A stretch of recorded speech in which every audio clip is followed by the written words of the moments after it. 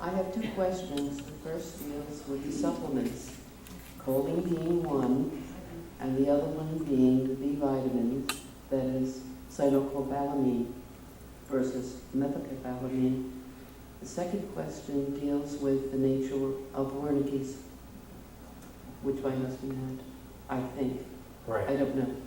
And so the supplements with the vitamin Bs, studied over and over and again. If you're not deficient in any of the B vitamins, it's really not going to make a big difference.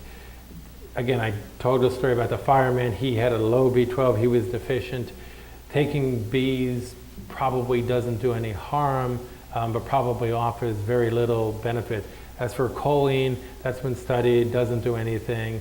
It makes sense because it's used to make acetylcholine, but that's not what we're limited in. So taking more of it, if Bill Gates finds a quarter, does it make a difference? Probably not. And that's the issue.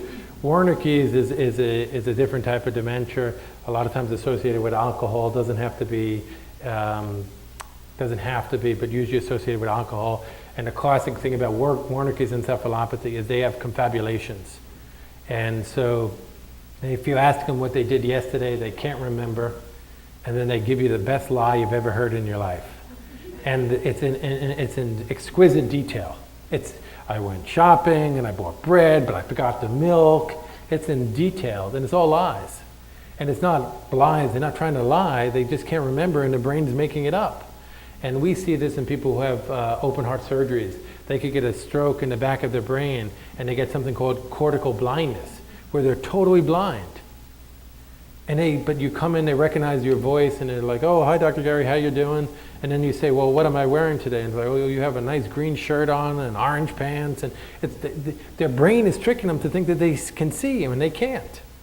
And so your brain can do kind of funny things, and that's what happens with Wernicke's. And if your husband had it, he's probably told you some of the best whoppers in your life. So.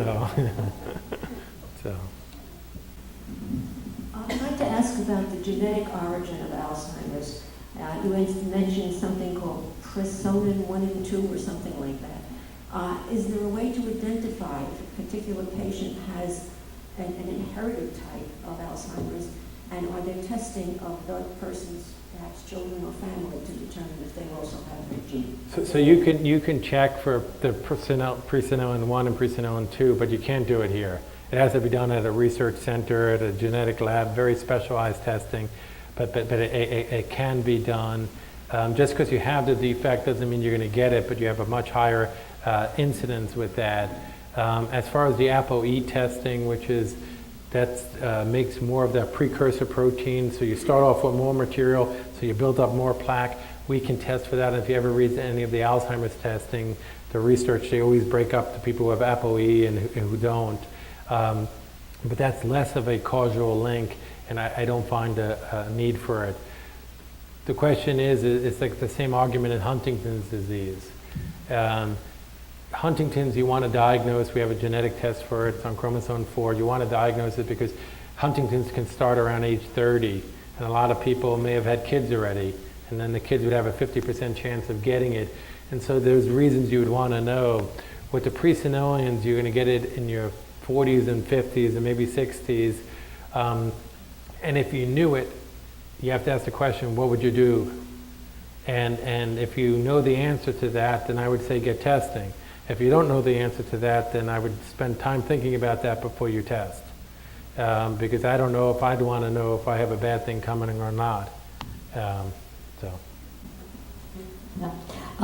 In Ontario, my husband this past spring or summer was diagnosed with dementia, just general dementia, but it's never specified. And the Alzheimer's Society, the person kept telling us we ought to try Aricept for him. And our own doctor doesn't like the drugs for Alzheimer's or dementia. So it took quite a while, but finally we got a prescription, tried it for a week. He became what I considered psychotic, so we stopped the drug. Is that an anomaly of an individual person, or could that be because his particular dementia wasn't diagnosed properly. Yeah, not a lot of information for me to know. I'll tell you that if it's the Canadian system, the problem with the formulation of the doctor's thinking was before this medicines were generic, Aricept's generic now, the Canadian system and the British system was against it because they didn't think the $250 a month was worth the little bit of a benefit you get. And that's the difference between a socialized medicine and a non-socialized medicine. So the doctor may have formulated his opinion before that. Having psychosis, not sure what you mean by that, but it would be a very unusual reaction to Aricept. And I'll tell you, if I get patients who don't tolerate it at the 5 milligram dose, I'll wait a while and I'll retry it 2.5 milligrams. And it can cause vivid dreams, and I don't know if that's what he had, but then I would give it in the morning rather than at night, and I would do 2.5 milligrams for about a month, and I do 5, and then I probably wouldn't push it beyond that. I give everybody who has dementia, who has Alzheimer's dementia, one of the cholinesterase inhibitors, and it does a little bit. You know, it saves a year.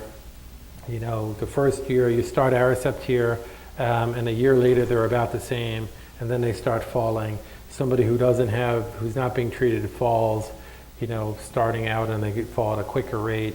On a mini mental, they'll fall 4 points a year. The one who's treated falls 2 points a year.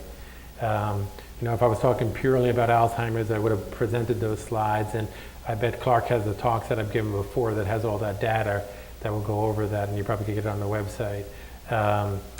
But the networks like this are very important because a lot of times they know more than your doctor might. Dr. Garry, thank you so much. We could keep you here all day, but we won't. All right. So thank you Thanks, so Clark. much.